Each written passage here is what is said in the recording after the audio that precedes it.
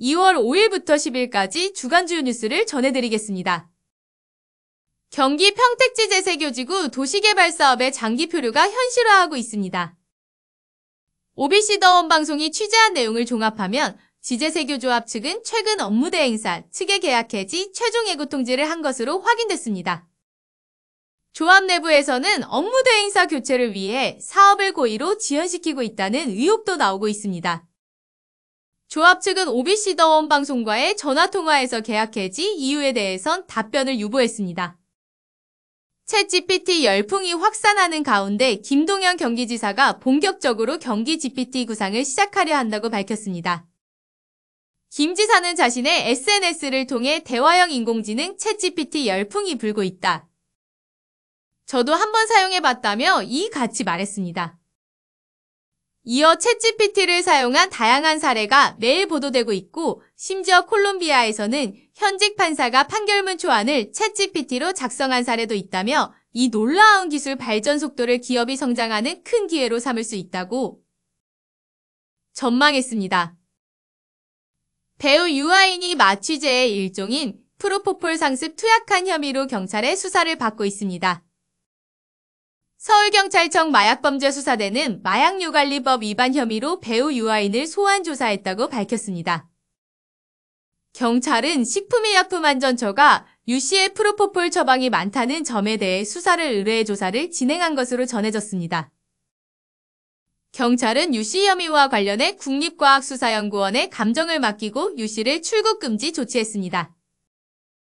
정부가 마련한 노후계획도시 정비 및 지원에 관한 특별법안에 경기도권의 사항이 대폭 반영된 것으로 나타났습니다. 경기도에 따르면 최근 국토부가 발표한 특별법안의 정비 대상이 신도시급뿐만 아니라 준공 20년 지난 100만 평방미터 택지지구로 확대돼 도 내노후 지구들까지 혜택을 받을 수 있습니다. 또 기본계획 승인과 특별정비구역 지정천 협의 등 노후계획도시 정비 과정에서도 경기도 권한을 확보할 수 있도록 한 내용이 담겼습니다. 김동연 도지사는 도민의 뜻을 반영한 우리 입장이 대폭 반영된 것은 중앙지방정부 간 적극적인 소통과 협력의 결과라고 평가했습니다. 경기 북부 지역의 성장 거점으로 주목받는 고양일산 테크노밸리 도시개발 사업이 오는 9월 첫 삽을 뜰 전망입니다.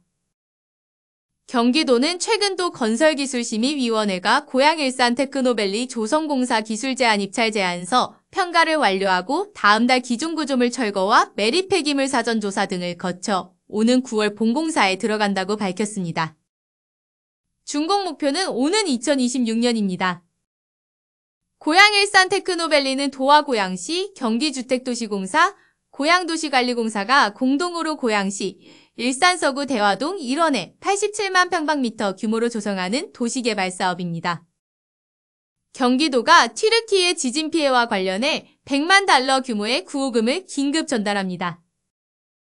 김동연 경기도지사는 자신의 SNS에 대한적십 자사를 통해 100만 달러의 구호금을 전달하기로 했다며 나아가 의료, 구호, 구조 등 가능한 지원을 아끼지 않겠다고 말했습니다. 도가 지원하는 구호금은 지난 2011년 동일본 대지진 당시 도가 일본에 지원했던 것과 같은 규모입니다. 초등학교 5학년생 아들을 학대해 숨지게 한 혐의를 받는 친부와 계모가 경찰에 붙잡혔습니다. 인천경찰청 여성청소년수사대는 아동학대 범죄의 처벌 등에 관한 특례법상 아동학대치사 혐의로 친부 A씨와 계모 B씨를 긴급 체포해 조사하고 있다고 밝혔습니다. A씨 등은 인천 남동구 자택에서 초등학교 5학년생 아들 C군을 학대해 숨지게 한 혐의를 받고 있습니다. 초등생의 부모는 지난해 11월 말부터 홈스쿨링을 한다는 이유로 아이를 학교에 보내지 않은 것으로 파악됐습니다.